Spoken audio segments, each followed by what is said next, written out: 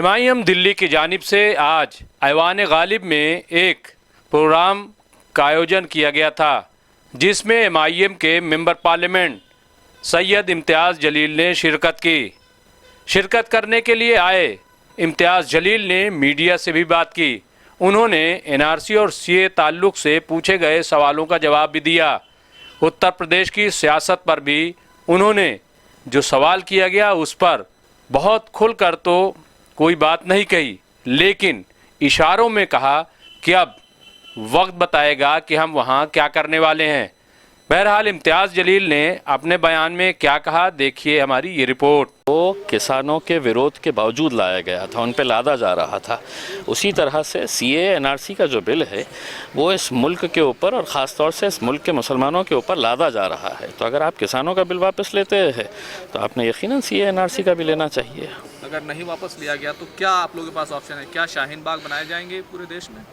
देखिए, अभी एक ये जो कामयाबी मिली है वो उनकी एकजहती की कामयाबी थी किसानों की। और अगर हम एक प्लेटफॉर्म के ऊपर आ गए, हम ये ना सोचे कि हम किस राजनीतिक पार्टी से ताल्लुक़ रखते हैं, किस जमात से ताल्लुक़ रखते हैं, अगर सब एक ताकत बनकर खड़े रहे तो अच्छी अच्छी हुकूमतें गिर जाती है, झुक जाती है। ये क्या चीज़ है? काफ़ी सारी CA के कार्यकर्ता जो थे, जो दिल्ली में जिन्होंने प्रदर्शन किया था, एहतजाज किया था, वो आपकी पार्टी में शामिल हो रहे हैं। क्या ये कोई रणनीति है? देखिए, ये जो एहतजाज जो किए थे ये डेमोक्रेटिक राइट है। मतलब अब ये है कि अगर हुकूमत अगर ये समझती है कि नहीं, हम अगर जो कानून लेकर आ रहे हैं, हम जो भी फ़ैसले कर रहे हैं वो आपको खामोशी से सुनना पड़ेगा, मानना पड़ेगा, कबूल करना पड़ेगा, तो मेरे हिसाब से फिर ये लोकतंत्र नहीं रहेगा, ये एक डिक्टेटरशिप हो जाएगी। और जिस तरह से हुकूमत भारतीय जनता पार्टी के इस मुल्क को चलाना चाहती है वो डेमोक्रेटिक वे से नहीं चलाना चाहती है, वो डिक्टेटरशिप के हिसाब से चलाना चाहती है।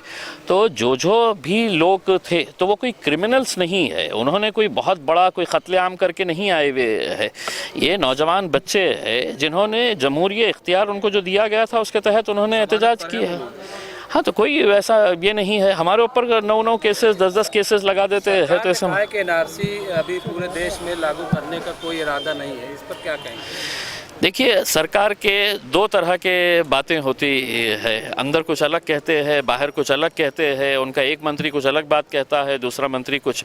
अब तो पार्लियामेंट का सेशन चल रहा है, उन्होंने पार्लियामेंट के सेशन के अंदर आना, वज़ीर आज़म ने आकर है तो ये ऐलान कर देना चाहिए कि हमने जिस तरह से हमें मुँह की खानी पड़ी किसानों के मामले के अंदर, इसके अंदर भी हमें शर्मिंदगी ना हो, इसीलिए हमने ये फ़ैसला किया है कि CA NRC का बिल वापस लेंगे करके उसमें पार्लियामेंट के अंदर बोल देना चाहिए कि इस तरीके की बयानबाजी से सीधे तौर पर जो है बीजेपी को फायदा पहुंचने जा रहा है। कुछ महीनों के बाद आपको समझ में आएगा कि मतलब फ़ायदा किसको हो रहा है, नुकसान किसको हो रहा है। हमने 70 सालों तक अहरे गैरों के फ़ायदे के बारे में सोचा है, अब जो भी हम फैसला करते हैं वो हमारे फ़ायदे के बारे में सोचते हैं। केजरीवाल सरकार को क्या कहेंगे? दिल्ली में जिस तरह CA का मूवमेंट चला, केजरीवाल सरकार, बहुत सारे लोग कैद हुए लेकिन कोई सामने फिलहाल नहीं आया, सरकार भी उनका मुकदमा नहीं लड़ रही। देखिए, हमको समझने की ज़रूरत नहीं है, ये दिल्ली के मुसलमानों को समझने की ज़रूरत है। जिस एतमाद के साथ, जिस भरोसे के साथ आपने उनको चुन कर दिया था, उसमें उस वक्त हमको भी ये बताया गया था कि नहीं साहब, हमको केजरीवाल के साथ जाना है, हमको आम आदमी पार्टी के साथ जाना है।